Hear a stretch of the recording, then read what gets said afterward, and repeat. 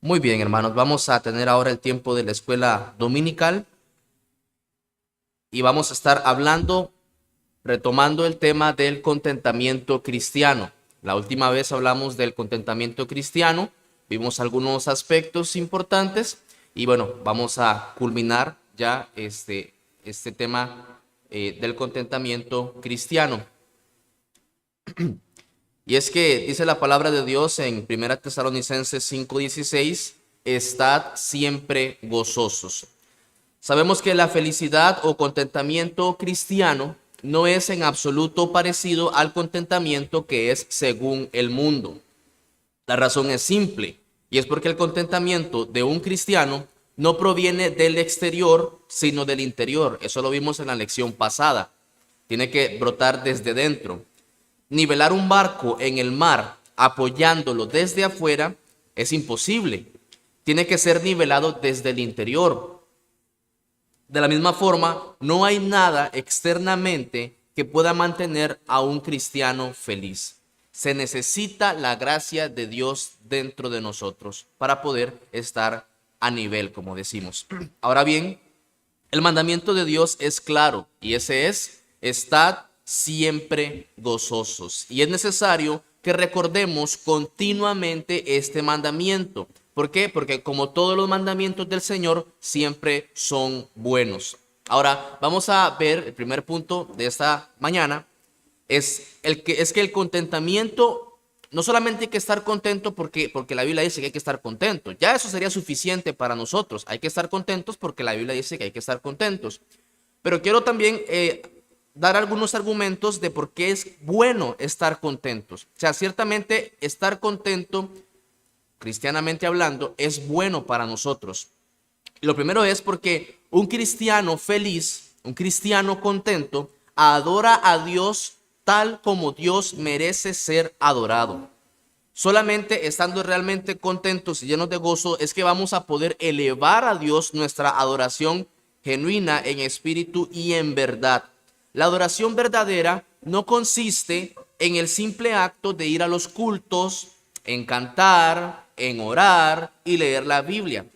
Al contrario, es totalmente posible participar en el acto del culto, de la adoración, pero con un corazón descontento y que por lo tanto no adoramos a Dios del todo. Usted y yo podemos venir aquí y podemos cantar, podemos decir versículos, podemos leer la Biblia, podemos hasta decir amén, pero con un corazón descontento y ciertamente ahí no hay adoración a Dios. Por eso necesitamos estar contentos. Ahora, por eso la Biblia nos exhorta cuando nos dice lo siguiente: entrad por sus puertas con acción de gracias, por sus atrios con alabanza, alabadle, bendecid su nombre. ¿Por qué?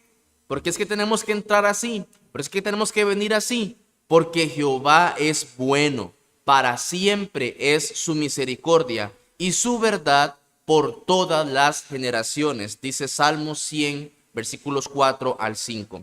Hacer lo que Dios quiere, eso es adorarle. Ser agradecidos con lo que Dios da, eso también es adorarle.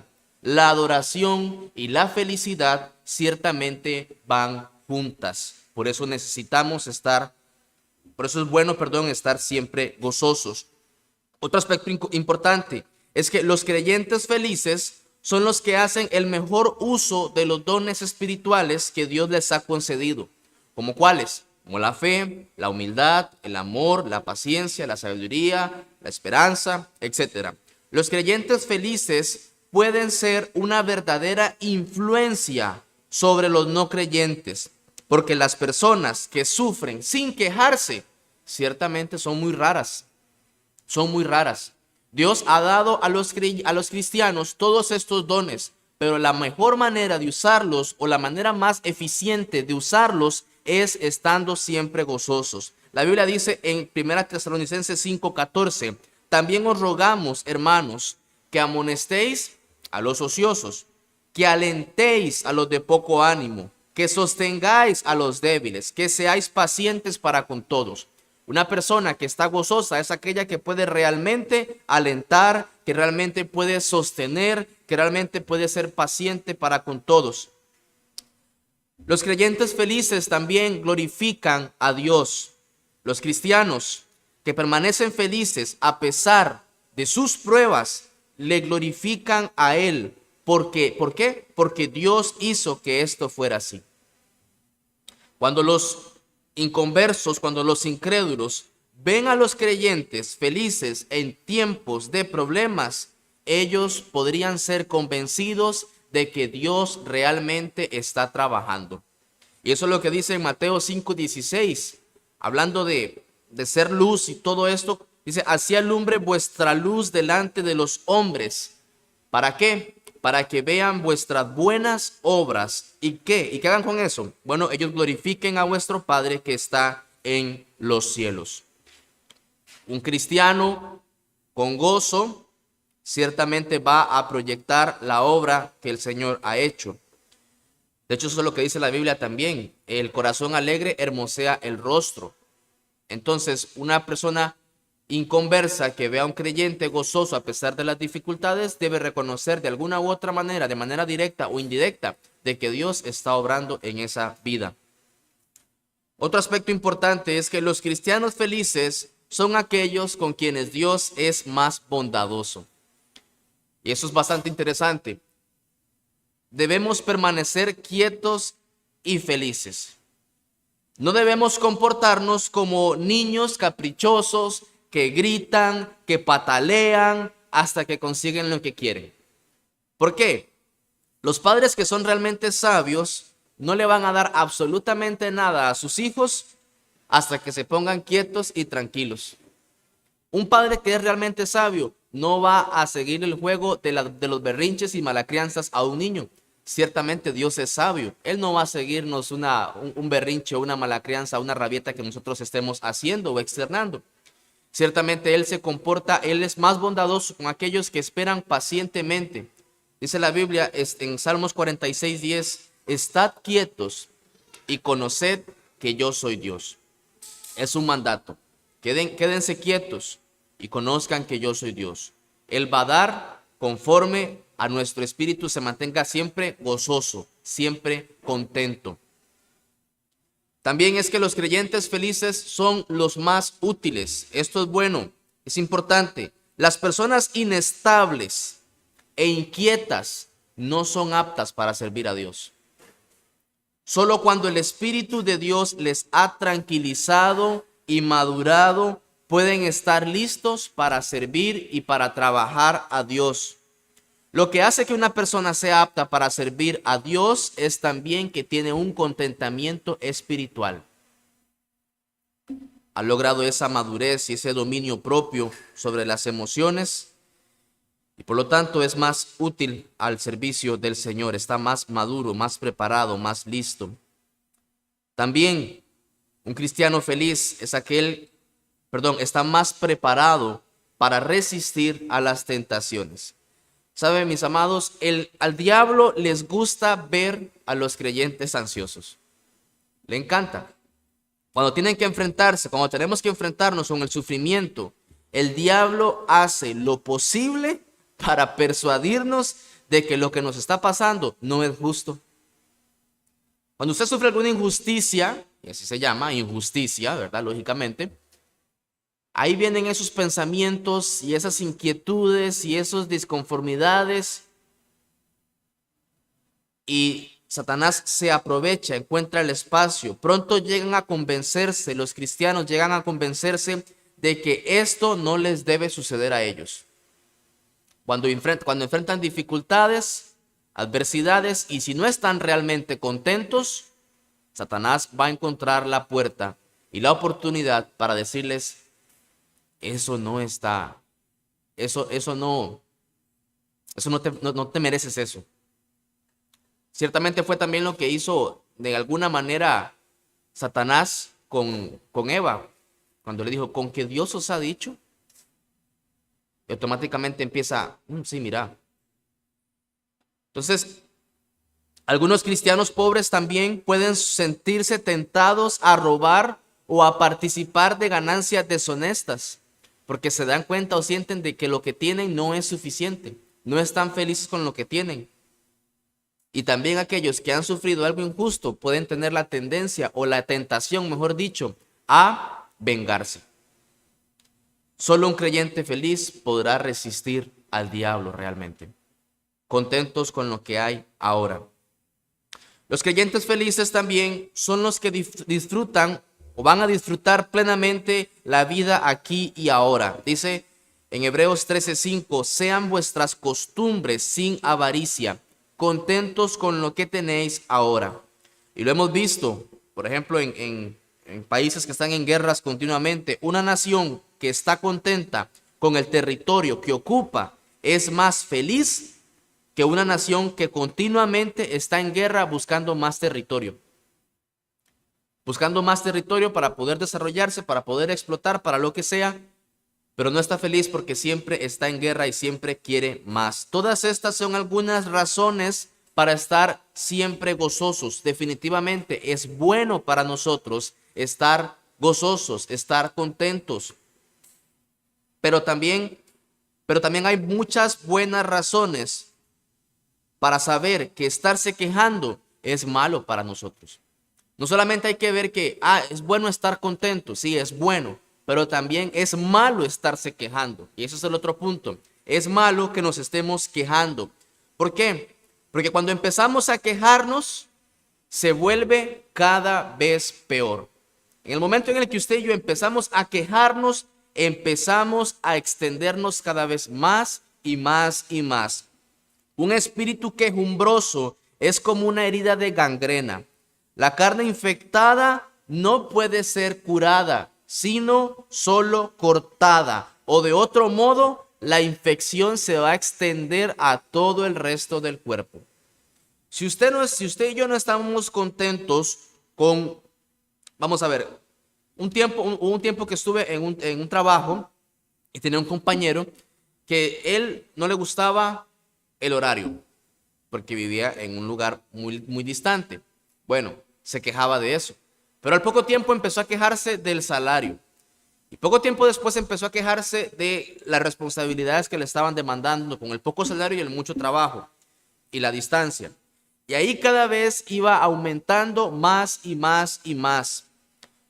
Cuando empezamos a quejarnos, vamos a darnos cuenta de que vamos a encontrar más cosas malas, más cosas, más insatisfacción y vamos a quejarnos más. Veamos el ejemplo de Jonás, por ejemplo. Dice, ahora pues, oh Jehová, te ruego que me quites la vida, porque mejor me es la muerte que la vida. Jonás estaba quejando porque él había predicado el evangelio o anunciado el mensaje de que iba a ser destruida Nínive y pues él no tenía muchos deseos de que Nínive se convirtiera. Y Jehová le dijo, ¿haces tú bien en enojarte tanto? Y salió Jonás de la ciudad y acampó hacia el oriente de la ciudad y se hizo allí una enramada y se sentó debajo de ella a la sombra hasta ver qué acontecería en la ciudad. Ahora, esa enramada es lo que nosotros llamaríamos como una especie de pone como ramas y se levanta algo, una tiendita ahí, pero muy hechiza, muy inmediata de ramas para cubrirse del sol. Y Jonás se sienta a ver qué va a pasar con la ciudad. A ver si cae fuego, si se destruye, lo que sea, pero él se sienta a ver qué acontecería en la ciudad. Y dice la Biblia que, dice, y preparó Jehová Dios una calabacera, la cual creció sobre Jonás para que hiciese sombra sobre su cabeza y le librase de su malestar. Y Jonás se alegró grandemente por la calabacera. O sea, se desarrolló una planta ahí de grandes hojas, tapó, cubrió todo esto. Entonces tenía buena sombra. Lo que había hecho Jonás tal vez no era suficiente. Dios viene y le da mayor sombra. Y se alegró. Jonás se alegró mucho. Pero al venir el alba del día siguiente, Dios, note esto, Dios es el que preparó un gusano, hirió la calabacera y se secó. Y no quedó ahí solamente. Y aconteció que al salir el sol, preparó Dios un recio viento solano. Entonces, a veces es suficiente, el sol ya solamente es suficiente, pero cuando empieza a soplar ese viento, ¿verdad? Ya el sol se vuelve como más seco, ¿verdad? Más duro. Y dice, y el sol hirió a Jonás en la cabeza y se desmayaba y deseaba la muerte, diciendo, mejor sería para mí la muerte que la vida. Entonces dijo Dios a Jonás, ¿tanto te enojas por la calabacera? Y él respondió, mucho me enojo hasta la muerte. Y después de Jonás no sabemos más nada. Dios termina el diálogo, pero después de Jonás no sabemos nada, no leemos nada más. Así termina. Primero Dios le pregunta, ¿haces bien en enojarte tanto? Jonás no contesta. Y luego le dice, ¿tanto te enojas por una calabacera? Sí, me enojo mucho y hasta la muerte. O sea, entonces, si empezamos a quejarnos, mis amados, si empezamos a quejarnos, en el momento en el que empezamos a quejarnos, vamos a encontrar más cosas para quejarnos. Más cosas vamos a encontrar para quejarnos. Ahora, quejarse también es malo para nosotros porque involucra una rebeldía contra Dios. Es un acto de rebeldía contra Dios. Tenemos el ejemplo también del pueblo de Israel. Dios sacó al pueblo de Israel de una condición de esclavitud y en su peregrinaje hacia la tierra prometida mantuvieron una actitud quejumbrosa. No estuvieron ni felices ni agradecidos. ¿Y qué hizo Dios? Cada vez que el pueblo de Israel se quejaba, Dios tomó las quejas como si hubieran sido directamente contra él. Directamente contra él. Se quejaban con Moisés de la situación que les estaba pasando, pero Dios no dijo, se quejaron contra Moisés. No, Dios decía, se quejaron contra mí. Y dice la Biblia también, 10 veces me han tentado. 10 veces me han tentado. Dice la palabra de Dios, y Jehová habló a Moisés y a Aarón diciendo, ¿hasta cuándo oiré esta depravada multitud que murmura contra mí las querellas de los hijos de Israel que de mí se quejan? Diles, vivo yo, dice Jehová, que según habéis hablado a mis oídos, así haré yo con vosotros. En este desierto caerán vuestros cuerpos, todo el número de los que fueron contados de entre vosotros de 20 años arriba, los cuales han murmurado contra mí. Dice Números 14, 26 y 29. Quejarse involucra rebeldía. Es un acto de rebeldía. Quejarse es muy serio, mis amados. Cuando nos quejamos es muy serio y tenemos que reprender ese, vamos a ver, sin afán de caer en lo que dicen los pentecostales, ¿verdad? Pero tenemos que reprender esa actitud, ese espíritu de quejumbrosos para que no se extienda a otros, para que no empiece a abarcar a otras personas. Cuando el pueblo de Israel cuando Israel estaba en este peregrinaje, Moisés vino y mandó a 12 espías, ¿verdad? Y regresaron los 12 espías y cargaban racimos de uvas y cargaban muchas cosas diciendo la tierra es buena, pero hay gigantes. 10 se quejaron y 10 contaminaron a toda una multitud. Solo 10 personas. Solo 10 personas. Y contaminaron a toda una multitud. Si nos estamos quejando, mi amado hermano, hermana, vamos a contaminar también a otros de nuestro acto de rebeldía y de ingratitud. Vea que a tal punto es la queja o ser quejumbrosos que el pueblo de Israel el pueblo de Israel dijo más adelante en Números 16, usted lo puede leer en su casa, pero el pueblo de Israel dijo, nos sacaste de Egipto, de una tierra donde fluye leche y miel. Y uno dice, ¿cómo fluye leche y miel? Se les olvidó que ahí les esclavizaban, se les olvidaron los azotes, se les olvidó cuando Faraón dijo, ya no les van a dar más paja, vaya, consíganla. Se les olvidó de la matanza de los niños cuando mandaron a matar a sus hijos. Quejarse es muy peligroso, es muy peligroso y se va a extender más. Quejarse también es una contradicción de todo lo que nos pasó cuando fuimos convertidos. Dios, mis amados, Dios nos hizo ver nuestro pecado. Dios nos hizo ver nuestro pecado. Nos hizo admitir la culpa. O sea, eso también es importante porque una persona puede ver su pecado, pero no se siente culpable, sino más bien que se puede llegar a mofar del pecado. Nos enseñó el amor maravilloso de Cristo y todo lo que esto implica. Cristo vivió como nosotros, como un humano, padeció como un humano, fue hasta la muerte. Él hizo todo eso por nosotros. ¿Cómo es posible que olvidemos todo esto y empecemos a quejarnos como que si Dios no hubiera sido bueno para con nosotros? Cuenta la historia, escuché una historia hace un tiempo atrás de una señora, una viuda que tenías para comer solamente un pedazo de pan y un vaso de agua, y dijo, todo esto y además Cristo. Pero lo dijo en un acto de mucho gozo y de mucho contentamiento. Todo esto y además Cristo. Y es que tenemos que ver, cuando usted comparte con muchos inconversos, usted puede ver que sus pensamientos son todos vanidad. No saben en qué tropiezan, dice la Biblia. No saben en qué tropiezan. Dice la Biblia, los has puesto en deslizaderos, en asolamientos los harás caer. Y nosotros, solo por su gracia, podemos decir, fui ciego, pero ahora veo. ¿Cómo no estar agradecidos con eso? Dios nos hizo someternos a su voluntad. Y si ahora nos quejamos, esto puede sugerir que quizás nunca nos hemos sometido a Él. Y es probable que no seamos creyentes si estamos en una actitud quejumbrosa todo el tiempo. Otro aspecto es que quejarse hace que nuestras oraciones sean en vano. Nosotros no podemos decir, hágase tu voluntad y estar esperando que sea hecha la nuestra.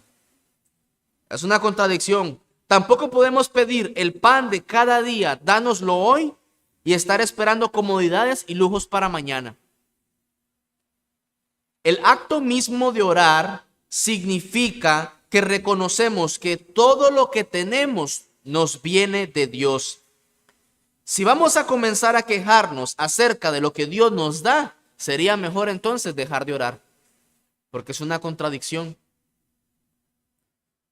Otro aspecto es que quejarnos nos hace inútiles en el servicio de Dios. Una persona feliz puede ofrecer consuelo y ayudar a otros cuando ellos lo necesitan, pero el quejumbroso no tiene nada para consolar. Esto ya lo leímos hace un momento en 1 Tesalonicenses 5:14. Dice, también os rogamos, hermanos, que amonestéis a los ociosos, que alentéis a los de poco ánimo, que sostengáis a los débiles, que seáis pacientes para con todos. Vamos a ver, ¿quién puede amonestar a un ocioso? No lo va a amonestar otro ocioso. Tiene que amonestarlo una persona trabajadora, esforzada. ¿Quién va a alentar a los de poco ánimo? ¿Otro de poco ánimo? No lo va a alentar. ¿Quién va a sostener a los débiles? ¿Otro débil? No lo va a poder sostener. Al contrario, si llegara una persona de poco ánimo a alentar a otro de poco ánimo, esa otra persona tendría todo el derecho de decirle, tú que enseñas a otros, no te enseñas a ti mismo. ¿Cómo vas a aconsejarme si constantemente hay una actitud de murmuración? Quejarnos nos hace inútiles en el servicio de Dios. Otro aspecto importante, y es muy curioso, es que quejarse es tonto. Quejarse es tonto y es inútil.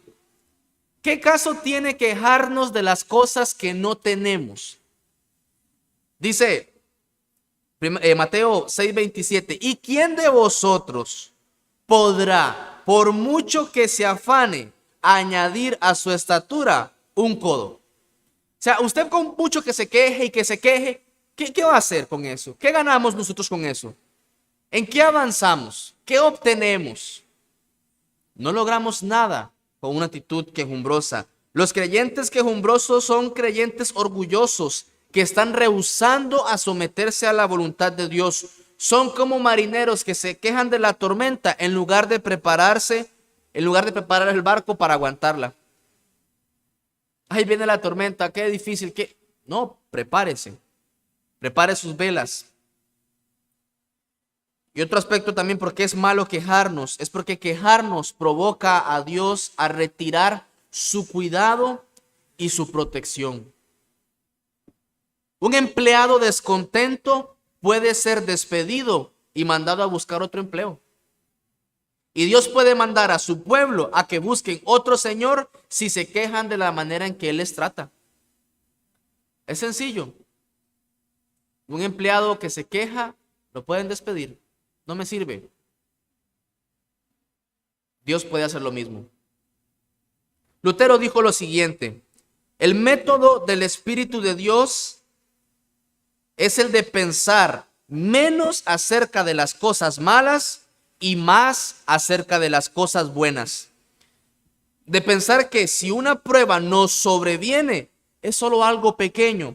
Pero si es una misericordia la que nos llega, esto es algo grande. Así es como tenemos que pensar. Las pruebas son pequeñas, las misericordias de Dios son enormes. Vamos a ver unos pasos prácticos para obtener el verdadero contentamiento. La última vez aprendimos acerca de la escuela de Cristo, seguir el ejemplo de Cristo. Vamos a ver también ahora algunos pasos prácticos para poder obtener este contentamiento cristiano. Debemos tener cuidado, en primer lugar, de no involucrarnos demasiado en los negocios de este mundo. Si los cristianos hemos experimentado el verdadero contentamiento, tenemos que limitar a un mínimo nuestro involucramiento en los asuntos de este mundo. Ahora, no es que vamos a vivir en una burbuja, porque no. Pero ciertamente la Biblia dice, ninguno que milita, como un soldado habíamos hablado la última vez, ninguno que milita se enreda en los negocios de la vida a fin de agradar a aquel que lo tomó por soldado. Estar en una actitud militante de no enredarnos. Y ahora uno dice, bueno, yo no me estoy enredando. Y puede que sea cierto. Pero ciertamente hay una tendencia, y es que las redes sociales despiertan aún más, pueden estar despertando aún más esos deseos de vanidad, de inconformidad, de insatisfacción, de etcétera, etcétera, etcétera. Usted ha visto, y yo sé que los ha visto, yo los he visto, porque a veces uno pone en YouTube, va a ver algo y salen esos anuncios. Y en esos anuncios dice, pasé de ganarme, no sé, $500 por mes y ahora gano $10,000 por mes en la comodidad de mi casa con tantas horas al día. ¿Quieres aprender a hacer lo mismo? Sígueme, no sé qué. Y son un poco de negocios ahí extraños, de dudosa procedencia. Y automáticamente eso despierta y dice, ok, yo gano tanto y podría ganar tanto en la comodidad de mi casa. Y empieza a verse todas estas cosas. Y empezamos a despertar un descontento. Empezamos a despertar una insatisfacción. Igualmente lo vemos en las redes sociales. Igualmente vemos, por ejemplo, cuando vemos la situación de otros países. En otros países vemos la democracia, o vemos la educación, o vemos cómo avanzan, cómo se desarrollan. Y aquí en nuestro país es que vea que nos pasa esto, que nos pasa aquello. Y empezamos a experimentar ese descontento, esa insatisfacción. Debemos dejar de involucrarnos en los negocios de este mundo, demasiado. Debemos dejar de involucrarnos demasiado en los negocios de este mundo, porque sutilmente seremos arrastrados. Como en Hebreos 11, debemos vivir por medio de la fe, usando nuestra fe para comprender y aceptar las circunstancias que nos llegan. Como dijo Job, Jehová dio, Jehová quitó, sea el nombre de Jehová bendito. Debemos tener fe no solo en las promesas de Dios, sino en Dios mismo. Dios se preocupa tanto por los creyentes que no deberíamos estar ansiosos o afanados por nada. Eso es lo que dice la Biblia, por nada estéis afanados. Debemos creer en Dios que trae paz y contentamiento. También debemos esforzarnos para tener una mente espiritual y poner la mira en las cosas de arriba. Si los creyentes ocupan poco tiempo pensando en las cosas espirituales y mucho tiempo dando vueltas en su mente acerca de lo que les hace falta, solo van a lograr amargarse. Solo van a lograr amargarse. Dice la Biblia en Colosenses 3, 1 y 2, si pues habéis resucitado con Cristo, buscad las cosas de arriba donde está Cristo, sentado a la diestra de Dios. Poned la mira en las cosas de arriba, no en las de la tierra. La vez pasada hablamos de que el contentamiento o el descontento es el resultado de estar mirando más a nuestro entorno y no a Dios, de un corazón que no está siendo agradecido con lo que Dios nos da. Bueno, pongamos la mira en las cosas, de no mortificar, perdón. La semana pasada vimos de que es por no mortificar nuestro pecado que no podemos estar contentos. Si meditamos en la santidad, es más, si meditamos en nuestra condición pecaminosa como tal, ¿qué tanto hemos avanzado en la gracia? ¿Qué tanto estamos avanzando en la santidad? Vean, ni tiempo nos va a dar para pensar en lo que no tenemos o en lo que deseamos. Si empezamos a pensar qué tanto estamos creciendo, cómo van nuestras lecturas, cómo está nuestra comunión con el Señor, nuestros tiempos de oración, vamos a darnos cuenta, vamos a preocuparnos más por eso y no por lo otro.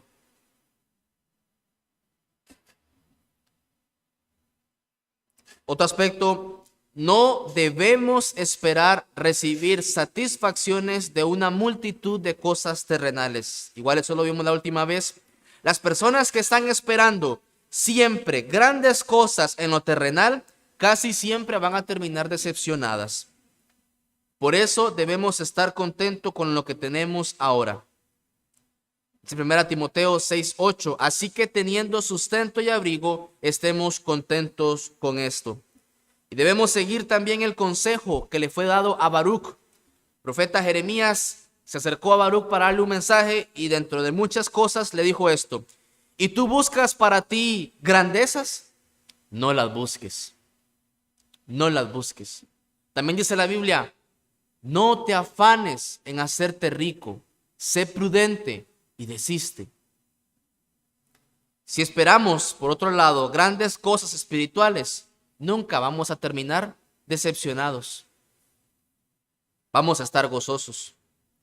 Los creyentes no deberían pensar demasiado acerca de sus problemas. Un niño, me hace gracia porque escuchaba esto en esta semana, un niño que rasguña las costras de sus heridas, solo va a hacer que sea más difícil su curación. Ahí el niño se cortó, se raspó, se le cicatrizó y viene y se arranca eso. No se va a curar más fácil o más rápido, no, va a retroceder. Los creyentes pueden hacer algo parecido. Al estar hablando continuamente sobre los problemas, permiten que el tiempo de sus oraciones sea robado. Comienzan a sentirse aún peor porque sus problemas les parecen más grandes de lo que en realidad son. Una persona que está enferma, y no digo que no hable de que está enferma, pero que está hablando continuamente de su enfermedad y se va a sentir cada vez más enfermo. Una persona que está pasando una situación económica difícil, empieza a hablar de su situación económica difícil, cada vez va a darse cuenta de que todo está más caro, de que la plata no alcanza y tras de feria tengo poco. Va a empezar, está haciendo eso, rasguñándose. La herida no va a sanar, no va a avanzar. Es mucho mejor pensar qué tan bueno nos ha sido Dios hasta que ya no nos quede tiempo de pensar en lo infelices que podemos estar o ya no quede tiempo para quejarnos. Es mejor estar pensando en lo bueno que ha sido Dios. Imagine, por ejemplo, a una persona que cumple 50 años. Está cumpliendo 50 años, pero resulta ser que en los últimos 2 años ha estado muy enfermo. Muy enfermo o muy enferma. y se pone a pensar, es que he estado 2 años muy enfermo, he estado muy aquí, allá y lo otro. Pero si pensara, 48 años, Dios me dio una buena salud. ¿No ha sido Dios más bien muy bueno y muy misericordioso? De 50 años, solo 2 he estado enfermo. Muy enfermo, sí. Pero durante 48, Dios me dio una buena salud. Vea cómo cambia completamente el panorama. Vea cómo Dios nos muestra esto de una manera diferente. Los creyentes debemos hacer un esfuerzo para pensar positivamente acerca de la manera en que Dios nos trata.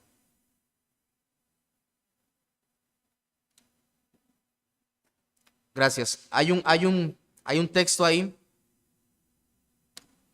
en Génesis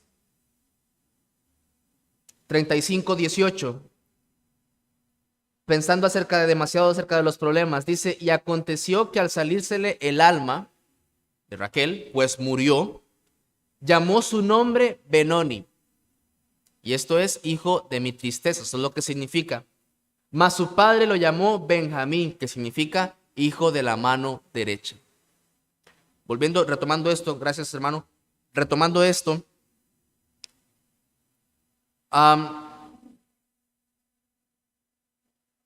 si pensamos mucho acerca de los problemas, a Jacob se le murió su esposa, por la que había trabajado muchísimos años, 14 años, y le dio un hijo. Y en el momento en el que nace, por la tristeza, se va a llamar Benoni. Murió. Pero Jacob dice, no, este no me va a acordar mi tristeza continuamente. Le voy a llamar Benjamín, hijo de la mano derecha. Ve una bendición en vez de estar contemplando su tristeza o su posible lamento. Ahora sí, los creyentes debemos hacer un esfuerzo para pensar positivamente acerca de la manera en que Dios trata con nosotros. Un amigo que continuamente malinterpreta nuestros actos y nos atribuyera motivos indignos no sería un buen amigo. De igual forma, es malo para los creyentes malinterpretar los tratos de Dios para con ellos. Dice la palabra de Dios en Jeremías 29:11. Porque yo sé los pensamientos que tengo acerca de vosotros, dice Jehová, pensamientos de paz y no de mal. Y no de mal. Tenemos que empezar entonces a esforzarnos y a ver y decir, esto que está aconteciéndome hoy no es algo para estarse quejando o que Dios esté obrando mal para conmigo. No, Dios es bueno y para siempre es su misericordia. Dios me está quitando esto porque posiblemente me estoy apegando demasiado a eso y Él quiere que yo solo dependa de Él, que yo solo camine con Él. O Dios me está dando esto para que yo vaya a buscarlo a Él en gracia, para buscar su gracia, su pronto auxilio en medio de las tribulaciones. Debemos pensar que Dios ciertamente nos ama. Imagínese los que somos hijos y aún no somos padres. Cuando nuestros padres, voy a contar una historia una vez. Estaba padeciendo hace muchos años, estaba de niño, una enfermedad. Y recuerdo que salían como unas pequeñas llaguitas en mi cuerpo. Estaba niño, como 9, 10 años.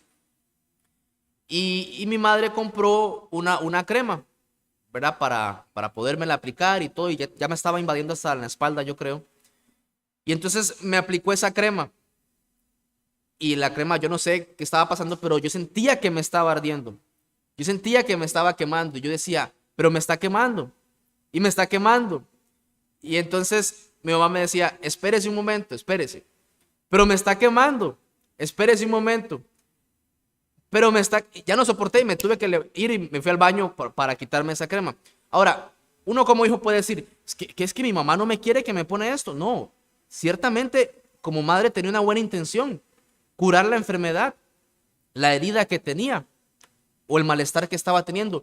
Dios hace exactamente lo mismo con nosotros. Puede que haya alguna situación que te esté o que nos esté quemando, asfixiando, ahogando, pero Dios, que es sabio y que es perfecto, lo hace porque es lo mejor para nosotros. Tenemos que pensar entonces con una mentalidad positiva. Conclusión: estar siempre gozoso es bueno para nosotros. Y una manera práctica es no olvidando ninguno de sus beneficios. Salmos 103 dice: bendice alma mía a Jehová y no olvides ninguno de sus beneficios. Todo lo que tenemos hasta el día de hoy y todo lo que no tenemos hasta el día de hoy también es de sus beneficios. Oremos. Señor, te damos gracias por este tiempo, gracias por tu palabra, y pido, Señor, que tú bendigas a todo aquel que está que se está exponiendo a esta lección, y oramos que tú nos ayudes en nuestro corazón, en nuestra mente y en nuestra vida práctica a estar siempre gozosos. Danos de tu gracia en Cristo Jesús. Amén. Tenemos el receso.